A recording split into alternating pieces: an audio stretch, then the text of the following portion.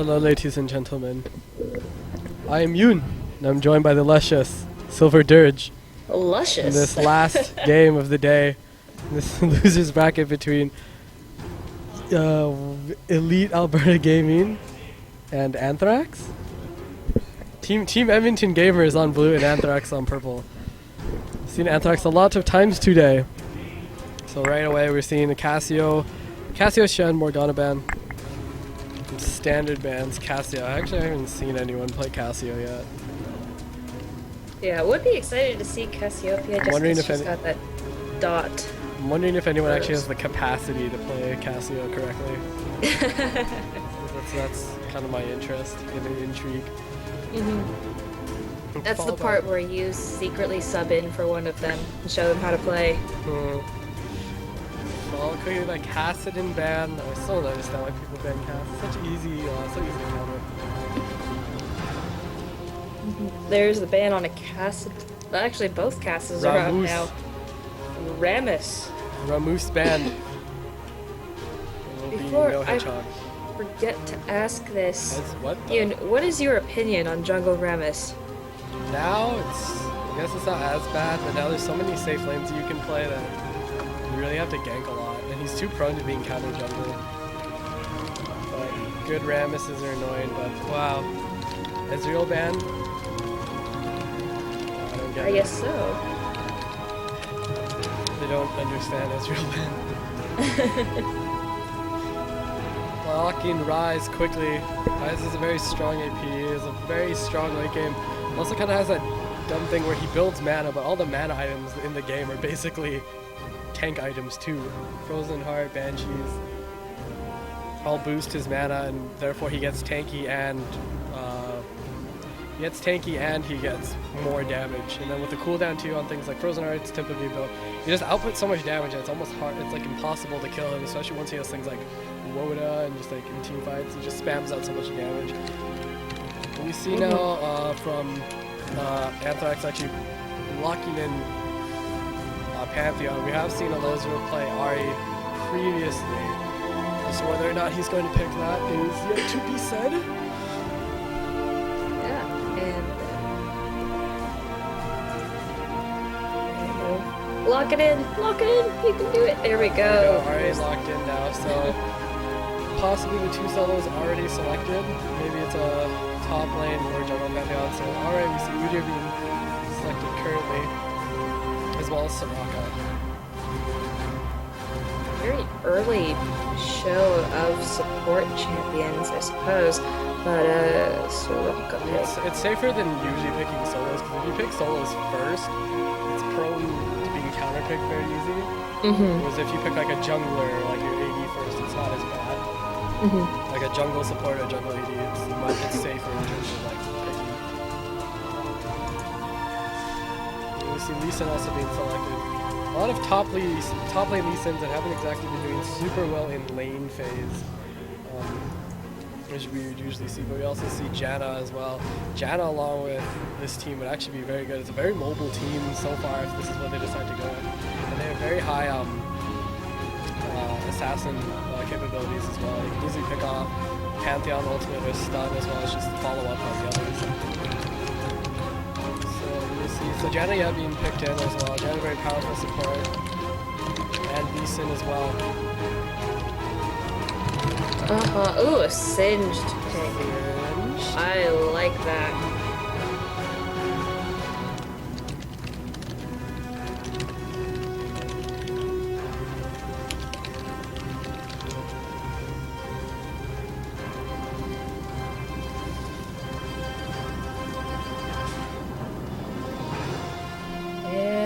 Caitlyn. We'll see whether or not they lock in, but I guess if there's a singed tops, Lee Sin or Pantheon in the jungle, most likely Lee Sin in the jungle. Would you say that, or would Pantheon? Either or. Not too sure what this is going to be set up as, to be honest. Could go either way, we'll have to see. So locking in the last picks for Team Alberta Gaming. Yep. Is that it? Team Edmonton Gamers. Edmonton Gaming, yeah. Team Edmonton Gaming and TEG. Oh, and Gamers. Anthrax. Edmonton Gamers and Anthrax. Anthrax last picking Ashe. You have Ashe Janna against Kate Soraka, both very safe lanes, mostly a farm lane. However, you can apply quite a bit of push pressure with Caitlyn Soraka as well. And then we'll have Singe top with Udyr jungle and Rise obviously going middle. Looks like right now we are just going to see Lee Sin jungle with Pantheon top against Singe. So as we count down to this delay period quickly, we're actually going to... we'll wait on it a little bit. So what do you think is going to happen out of this game?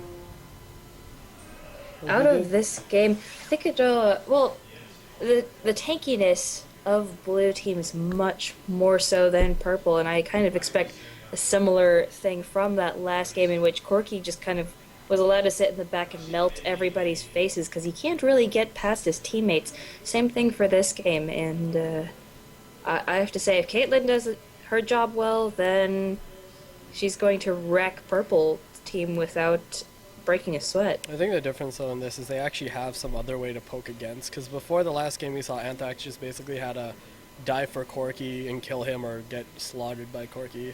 They actually have poke now in terms of like Ashe and Ahri can actually poke. They can peel away, so they don't actually have to go on this suicide mission like they had last game, where even at the end of the game they all dove in and they did get Corki. All that happened was they sat in the circle of CC and just got dropped after. So as we're going to cut out this delay period quick, we're going to jump over to this very awesome, very cheesy, very strange commercial. And we will be right back. All right, what's up, everybody? This is prodiG. Once again, today, all day long, we have been using hashtag ETRYEG, stands for Enter the Rift Edmonton. To give away a $10 RP, we have given away the first one. We're going to be doing this again tomorrow, so be sure to keep on Twitter with that very same hashtag, Oodle Noodle. Also, another one of our sponsors gave away a free mail to that earlier today, which is yet to be 100% claimed. So we'll see. We might have to try to give that one again. Give that away again tomorrow.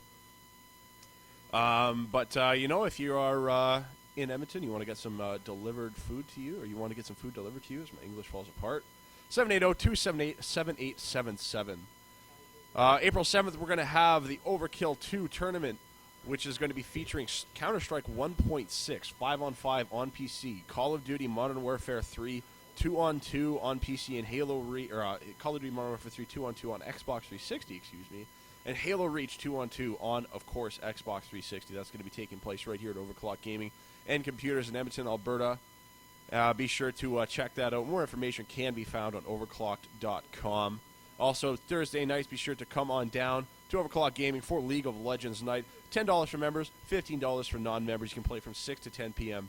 and meet some of the wonderful people that make up this local community, of which there are currently 60 players here at the tournament currently registered. Actually, a handful of them probably have gone home at this point, but the tournament did start out with a total of 12 teams, if I'm not mistaken, which is 60 people.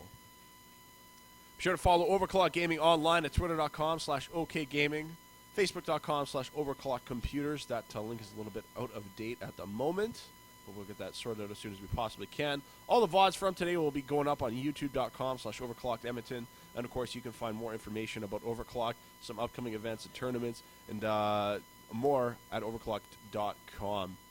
Edmonton Gamers right now is here hosting the event, reffing everything, making sure everything goes nice and smoothly. They're doing a great job. Be sure to follow them online as well, www.edmontongamers.com, twitter.com/edmontongamers, youtube.com/edmontongamers, and facebook.com/edmontongamers. And we're going to do a 30-second commercial here from our great sponsor, Gamer Grub. We're going to get right into the action afterwards, so don't go anywhere.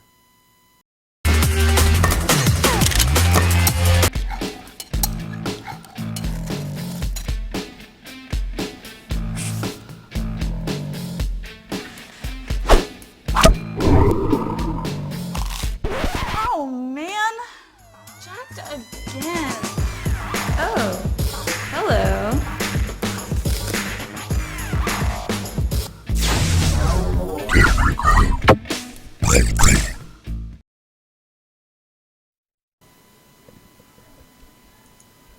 Alright, we are in game right now, and we've got Alright, yep. Here we are. Okay. So again, our loser semifinal match between Team Edmonton Gamers on blue and Team Anthrax, or Anthrax on purple side. So right now, let's just run over quick as they start to go in these matchups. So this top lane matchup, Welcome to Summoner's Rift.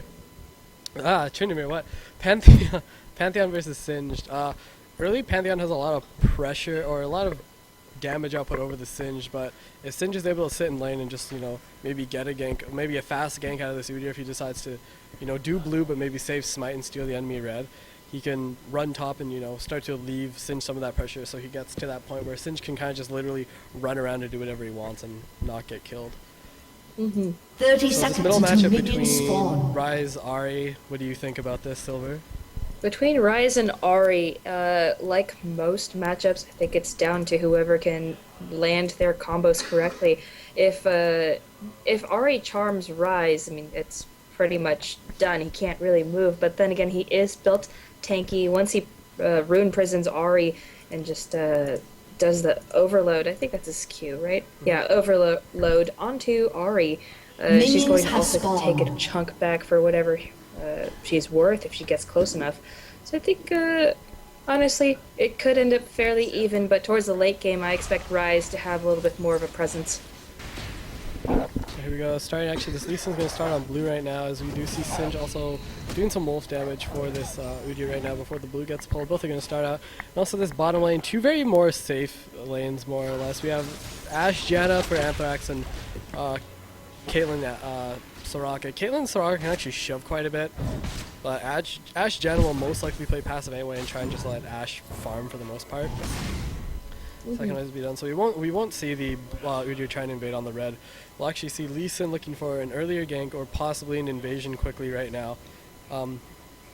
He does have cloth armor, and Udyr doesn't quite, but Lee Sin also has that exhaust, so he is going to come right up here to find this Udyr right now. Trying to get some damage on. There was the Tempest and the Cripple, also getting some big damage, taking that Wraith. However, we see Ryze looping around as well. Not going to be able to do much to him. Throwing out an Overload isn't going to do much. He's going to take that big Wraith and just take a chunk out of Udyr's health, and Udyr's just going to start to continue down instead. Maybe just waiting for it. There's a ward on his own red. Not too sure. Afraid of the Lee Sin, also, possibly trying to do the counter jungle as well. Because again, he has an exhaust while Udyr doesn't, so that can spell a lot of trouble. And in middle lane, we've got Elezra on Ahri pushing fairly aggressively onto Rain, keeping him at his turret without being too far over. Top lane, Filtrain and Terabyte having fun here in this top lane, all on their lonesome. Just to pick up CS, not looking to trade too many blows right now. I see the bot lane of the Kate Soraka starting to take. The minions are, higher in numbers. It's starting to push again. More to that. Also, it actually, pushing waves can actually come down to the, if you last hit better than the other guy, your wave starts to push more because your minions stay alive a bit longer, so you'll gradually see that damage start to shift. So actually, if you're really good at last hitting, sometimes you push the wave when you don't really want to, depending on if the other guy can last hit or not as well. But we do see Lee Sin coming up now, level 4 right now, both buffs coming up on this Singed right now. He is going to loop around here. Singed can react in time. There's the stun coming from Pantheon, as well as the cripple and the exhaust. He's trying to stick to him with this red buff that goes from Singed now. Is just too much for it. He's going to get away. Popping a health push instead. So he does chunk out that Singed right now, and that does actually set up Pantheon for possibly a kill instead. But no, Singed is just going to go back, buy instead probably wards, potions again with the amount of gold he has, which isn't too much, 400. He's going to buy actually a Sapphire Crystal and a ward, and he'll probably teleport back to the lane. Actually no, because it is pushing, so he's just going to take his sweet time and walk instead. Udyr also grabbing a Ruby Crystal while he Looking just to go backed for up. A fast heart of gold, most likely. We do see Udyr also with his red buff as well, probably looking to do some sort of gank possibly. You see, just CS-wise, Ahri is actually starting to pull very far ahead of the Ryze already, 31 to 12. Ryze is actually pretty hard to actually farm with that auto. It's actually one of the trickier parts of Ryze is just last hitting with that auto attack, because you can't exactly spam overload all the time in lane. And we do see bot still pushing up just a slight bit. We do see Lee Sin actually rotating bottom as well, still having red. So he's still looking out for those ganks right now. Probably going to go for this lane gank. However, this bush is warded. Actually, no, he is actually just going to port back instead. Not going to go for the gank and just go back buy up. Elezra taking a huge chunk of health from Rain right there. A huge chunk of damage, excuse me. Rain managed to catch him in a ruin prison, and that's it's going to be quite a bit of Ari's health right there. Even though the Orb of Deception, she does have a little bit more range than Ryze does in terms of getting all the creeps in her lane. But missing that charm just set her back so far. There we go. There's that same exchange again. And Ignite is off. Sparkleon is on the chase. Here comes Samuel to try to prevent that. There's a stun. And they are not focusing down Ari, even though they can try reaching her. Nope. Ari will be out of there just fine. Ryze taking a lot of health from Lee Sin there earlier. But good attempt on a kill that it felt... they probably could have taken that if he was a little bit more aggressive, just a little early on. A little bit more. Lee Sin, he did try to do Flash Bear, but not quite in range, just a little bit off. If he did land the Bear Paw, it would have been a kill on Ari in the first one for sure. However, Ari does get out instead, and Lee Sin intervening does help her get out of that. Looking at farms still quickly now. Ryze again still actually falling very far behind at 16 to Ari's 44. Not a good spot that he wants to be right now. Bottom lane we do have Kate at 36, actually just went back to buy at Ashes 35. So Ashes is going to get the chance to pull somewhat ahead with all this creep here. Actually, she can pull it ahead just with the amount of farm that's still here. There's a ping actually coming down on this blue buff right now. It's nearing that 7-minute mark, so about 20 more seconds for that, except Lee Sin's actually going to retreat instead, as they do have this Baron Warrior, so they did see Lee Sin go up the ramp towards the blue. Suspecting that, however, they do see him just exit, and they're going to leave. We do see Pantheon actually rushing an early Brutalizer, trying to get some more damage down the Singed. 54 armor, that Brutalizer does get rid of 15 armor pen, so it's a good offensive item. Definitely not always built anymore. So it is going to give him a bit more, to spam his spells a bit more with the cooldown and just try and get the death on Singe and try and get a bit of an edge. Oh my gosh, here we go though. Lee Sin queuing in and using that Resonating Strike to follow in, running right into the Udyr and Singe Wayne, and Lee Sin is going to go down the first blood. However, we do have Pantheon ulting in as well, followed by Ryze. Ryze and just trying to get the pinch here on both of them. However, Singe falling very far down, using that Insanity Potion finally and just running himself out. So unfortunately, Sin actually did a very unsafe steal by using the Resonating Strike Q follow-up and just flying right into his own death. The good paying attention for Rain to walk around, also grab the blue buff in the process. Terrified. Unfortunately, that ult didn't jump fast enough, so he could have helped prevent the first blood on his team. I think he also just ticked 6 before that happened, so it was we do see Ari actually doing some counter jungling, taking this big raid for Udyr. Poking out a bit too, and actually just going to clear that himself. And here we go. Oh, close. 2 health. Oh, and the 6, the defense mastery that causes 6 damage to minions, just gave Lee Sin the blue. Oh, that's... He magic procced the golem to 2 health, and it hit him once.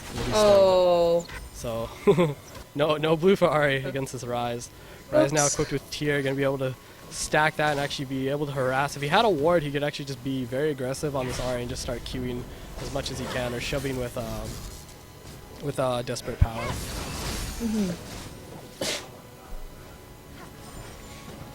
Again at CS, we do see some items being picked up again. Kate going for those Berserker Greaves and Dorans.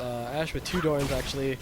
Singe now has that Catalyst, a very core item that people will buy. Gives him a lot of that sustain in the lane. Udyr now does have that Heart of Gold already ticking with his Merc Treads as well. Again, Udyr is like one of those junglers that doesn't need Wriggles because he has Turtle Stance. He clears it really quick on his own with Phoenix. He doesn't exactly need it. We do see now the Lee Sin both having double buffs, so probably going to look out for him to go for some ganks right now. Actually, it looks like Singe is actually a pretty prime target. Singe at top with no ward. Does have his Insanity Potion ready to go though, so he will be able to peel himself up quite easily as well. Again, the farm 81 to 31. I don't know. Ryze is just so far behind in CS right now. like a 50 CS lead is actually quite a bit of gold. This Ari actually nearly has 1,000 gold over this Ryze in total. So Ari or Ryze really needs to pick up the CS right now.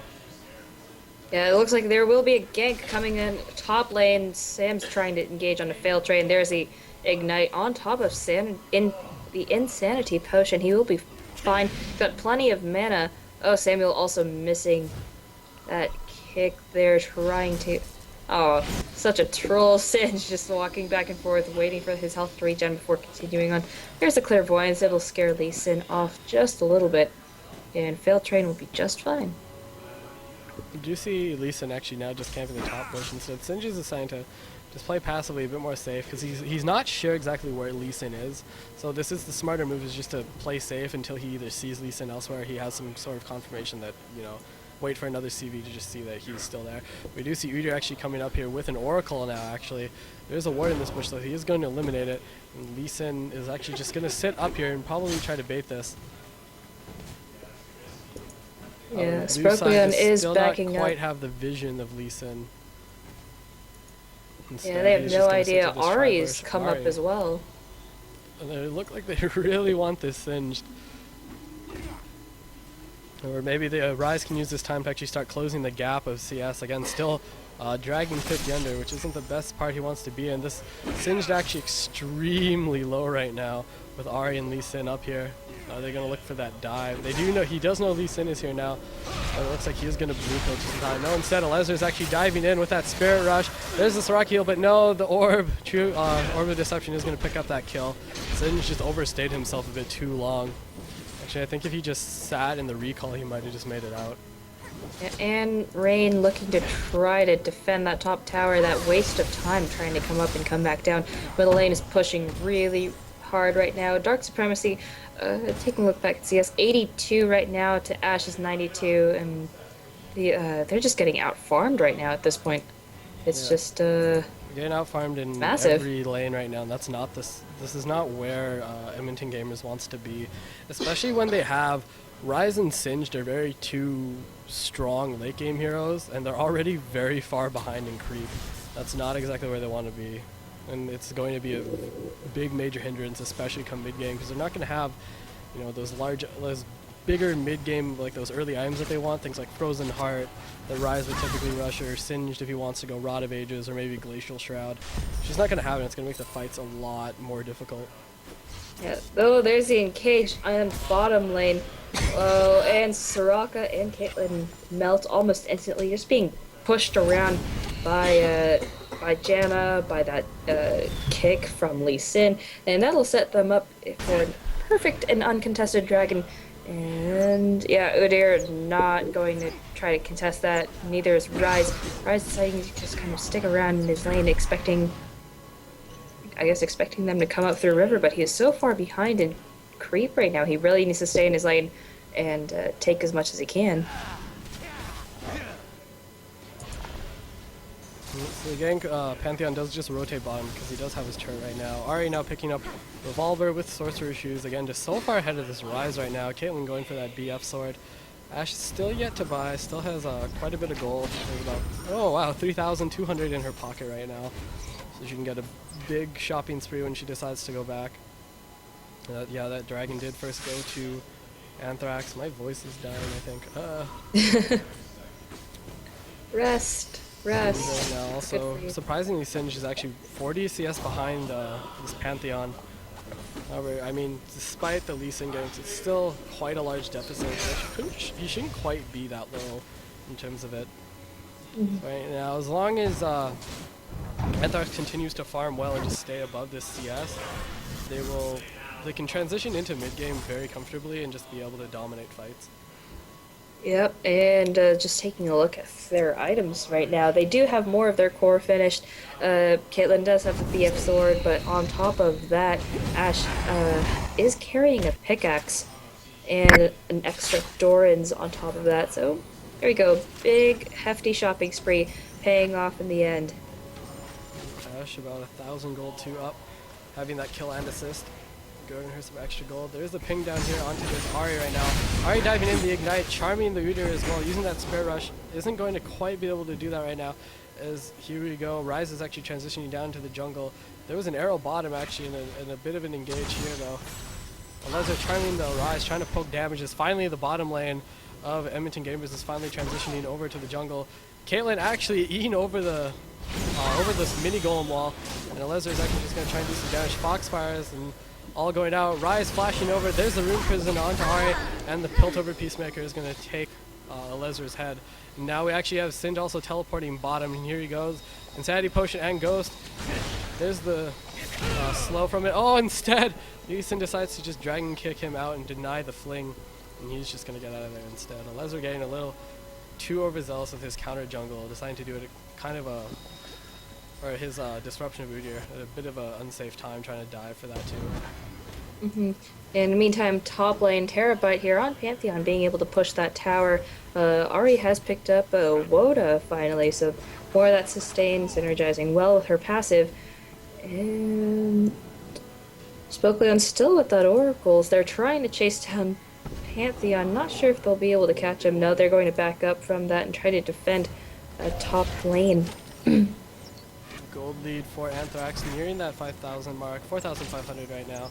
Again, just looking at farm, I mean, don't really have to repeat anymore. Rise is just way too far behind right now, but we actually see Rise and Lee Sin meeting meeting each other. So much damage coming off on this Lee Sin. He is just going to back out. Rise actually walking. He's going to find this Ari right now. There's the charm, and there's the exhaust onto Rise, and he is going to pick up that kill, going to Lee Sin. Rise just, I think, getting baited out somehow by this, getting baited out by Lee Sin into Ari. Ari now going back to the Wraith again, throwing that orb out onto this, trying to annoy this Udyr again. Alezzo just actually playing, he's having quite a bit of presence on this game right now. Again, just throwing more damage as he's trying to get this ward isn't going to be enough, but you see also Ari's actually extending that creep advantage up to nearly 70 now, almost 80 plus over the Rise. Rise is just actually really underfarmed right now. Yep, and at the end of the day, even though this game is about objectives, items and gold will make it easier. So the more that Anthrax farms up, is the worse off TEG is at this point in time. And especially with just looking at the total gold counts, that's a little over 5k gold advantage going to Anthrax. The transition to mid game would be very painful for Edmonton Gamers at this rate. You see actually Pantheon going a bit more of a glass cannon style build, going BF, possibly into that the Bloodthirster as well. You see Lee Sin actually rushing that Aegis of Legion, a very useful item for their team. Aegis is actually very underrated. It's the first time I think we've seen in all the games we've played today that we actually saw this Aegis being built. So that is picked up early, and it's actually very useful on him as well. It makes him tankier, gives you that damage. It's a very useful item that not enough people really buy. So see Oracle's, yeah, Oracle's still on Udyr, hasn't done like a huge amount with it yet. Sorry, gold, we do see Ashe probably going to go and finish that, she has enough to buy that IE, so we'll probably see that. IE and probably a Vamp Scepter, I imagine, is what we're going to see out of the Ashe. There's the IE, and there's the Vamp Scepter as well. And Jet also going back, having 2 gold per 10s already, as well as picking up wards. Again, so CS for the Caitlyn and the Ashe. The Ashe is actually pulling ahead about 30 over Caitlyn right now, and Pantheon is sitting at a nice 60 over Edmonton Gamers. So regardless, there's only 6 kills total. Anthrax is doing a good job farming, and they're just out farming hard in top and middle lane actually right now. Yeah, bottom lane, Ashe is holding her own, but unfortunately not being unable to kind of roam around between lanes and having top and mid kind of losing out in that CS is going to lock them down. We're actually see now Anthrax could pinch this Udyr right now, as Udyr is walking into Janna. Bearpine is, Caitlyn comes up as well, and Lee Sin. There's the frost shots being aimed down. As Pantheon is also going to ult in. This Udyr is going to be one dead bear. There goes the Oracle. We also see Pantheon going for that stun on Soraka. Not going to do much, and they do actually just Dragon just respawns right now. So Singe is going to push top. He doesn't have his teleport up, so there's no way he can come down here to intervene on any sort of ward or minion. This is going to be another Dragon going into the hands of Anthrax. Yep, and Fail Train pushing as best as he can in top lane. Not sure if he's going to grab that before Terabyte comes back to top lane. He could. He keeps hitting it. Yeah. Nope, not at this Nope. point. He's just gonna back out. He has that tri-brush ward, so he knows Pantheon's coming up. Pantheon just gonna come up, clear this wave off, and get that Singe to back off. Meteor now finishing Wit's End now, gonna give him a bit more tanky, give him that attack speed to clear a bit quicker.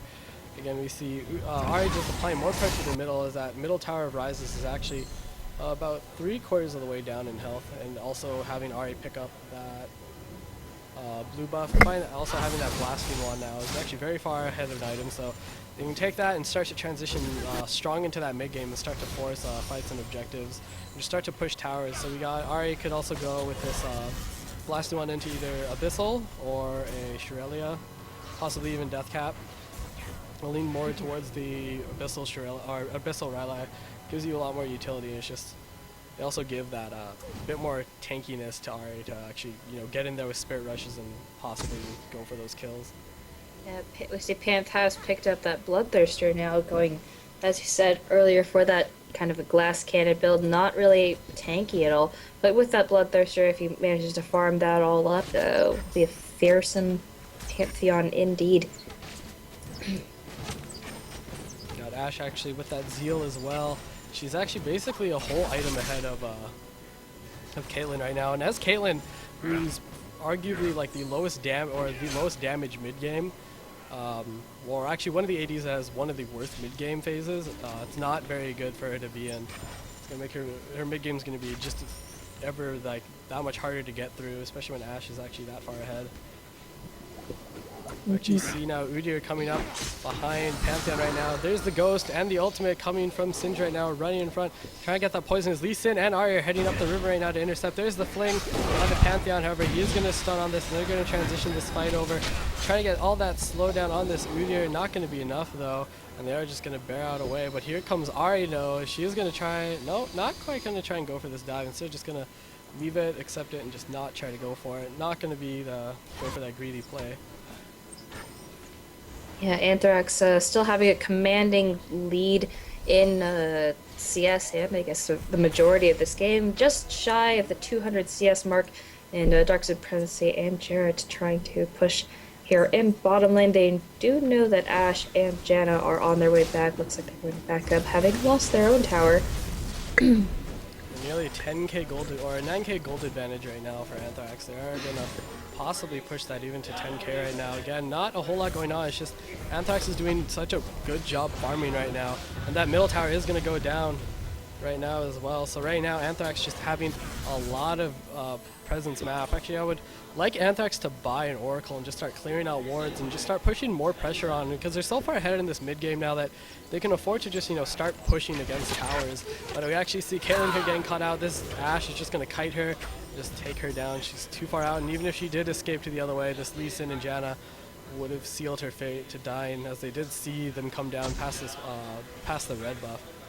However, we can see a big arrow coming, connecting onto Ryze right now. They're going to jump in on that. There's the charm, as well as the stun from Pantheon. He is going to fall down from that Spirit Rush. And Lee Sin is trying to run his way out. Instead, it's going to get kicked back in by Lee Sin. That's another 2 kills down. And they are pinging this Baron. And they're going to go for this Baron instead. And this is, they basically can't contest this right now. So this is a free Baron going to Anthrax. They are very well poised right now. 6 kills ahead, 3 towers, and over 10k gold ahead. Caitlyn finally grabbing a Infinity Edge. Rise with the Banshees fail. And still with that Tear of the Goddess. Starting to look a little bit more tanky, but as long as they don't get caught out, they should be okay. But Anthrax just that commanding lead right now in CS. We have Ashe breaking the 200 CS barrier at 209 right now. And Ahri and Pantheon are not far behind. But when you compare this to the gold and the CS of the players on Edmonton Gamers, it's just so far ahead. Look at this total gold. Ashe now actually has nearly 3,000 gold again. It has 10,000 gold total. She's just so far ahead. Caitlyn only at 6,000, 4,000 gold difference. That's a whole basic, that's a whole item, like a big, that's almost a whole, that is more than a whole Infinity Edge ahead.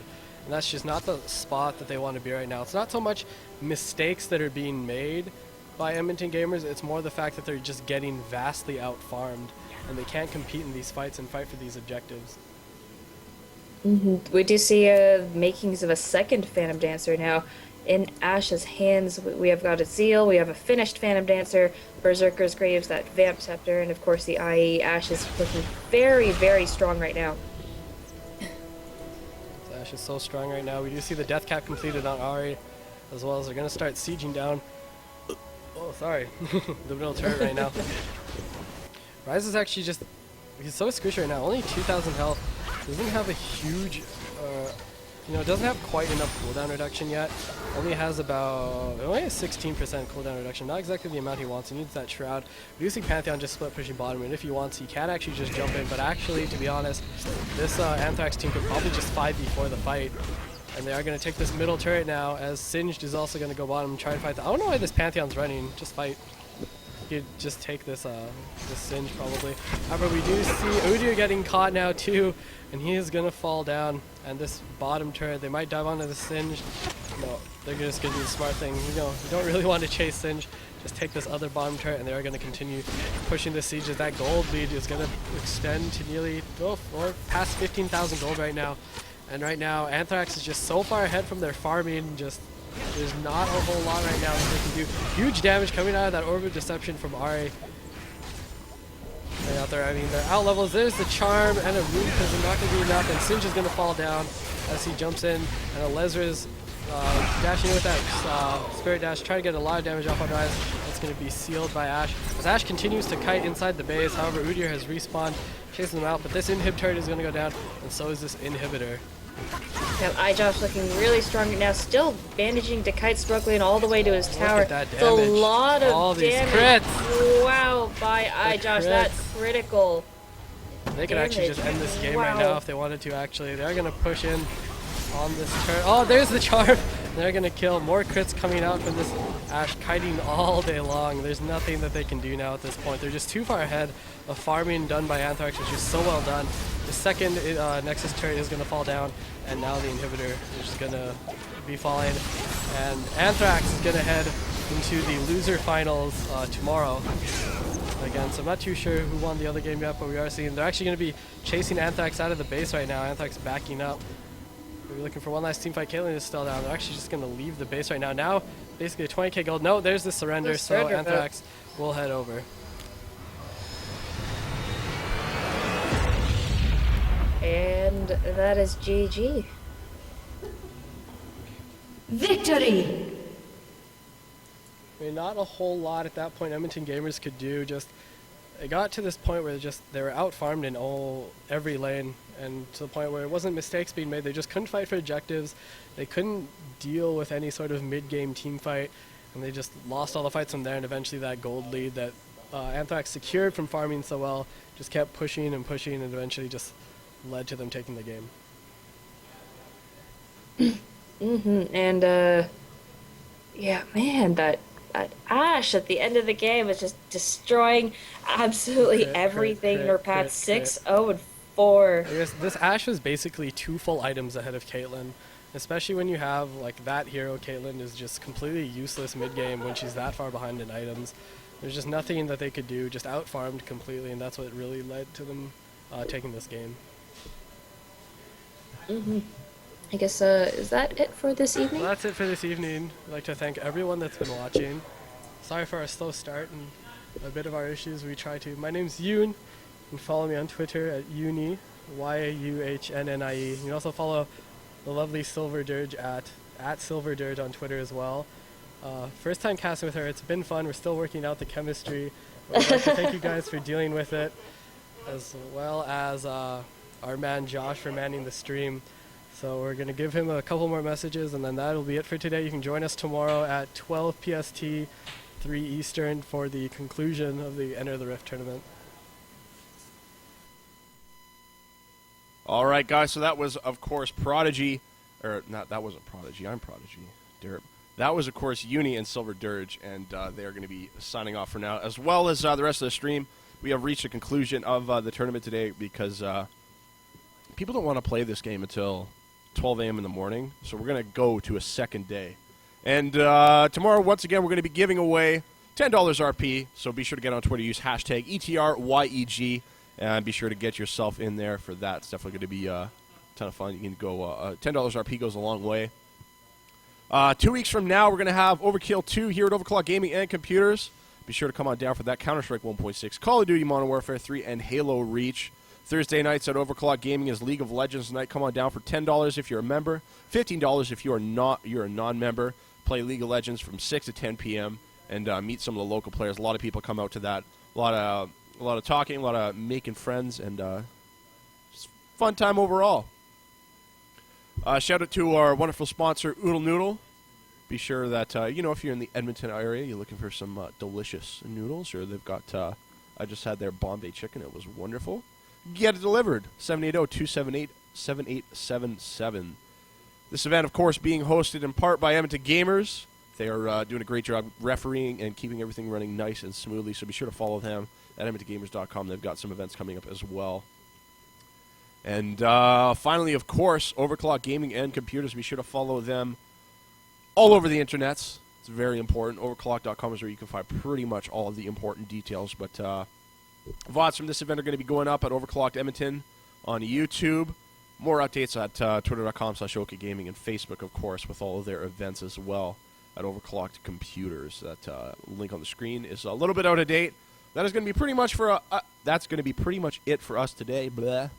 And we're going to be signing off. We're going to be resuming everything at 1 p.m. Mountain Standard Time tomorrow. That's noon Pacific and 3 Eastern, if I'm not mistaken. And we're going to be finishing up. We've got 4 teams left. NFAO, Efflorescence, Anthrax, and Nestea. Anthrax and Nestea currently being in the losers bracket. NFAO in winners finals at the moment. So don't go anywhere. Or I should say go somewhere because we're done. And be sure to tune in tomorrow. You're going to what?